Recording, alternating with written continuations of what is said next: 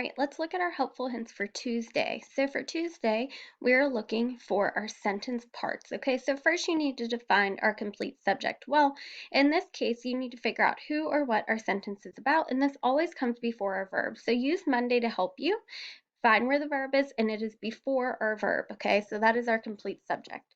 Our simple subject is who or what the main part of our subject is? Well, our subject actually is only going to be one word this time, so it should be the same complete subject and simple subject. Number 3, our simple predicate is always going to be the verb in our sentence. So use Monday to help you, and that verb will always, always, always be the simple predicate. And then you need to decide, is that verb transitive or intransitive?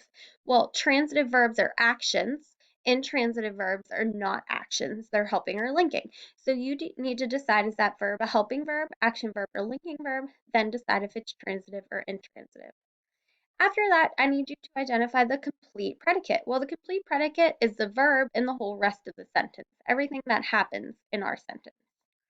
Then decide our direct object. The way to do that is to ask your question what. You can only have direct objects if you have an action verb, okay?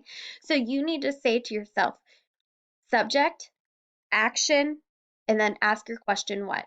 She lifted what? That's your direct object.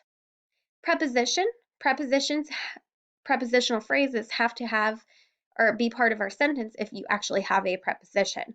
And same with object of a preposition. So use Monday to help you. If you have a preposition, then you'll have a prepositional phrase. If you do not have an object or a prepositional phrase, you do not have an object of a preposition. So decide whether you have that, use Monday to help you, and if you do not, just put none. Good luck!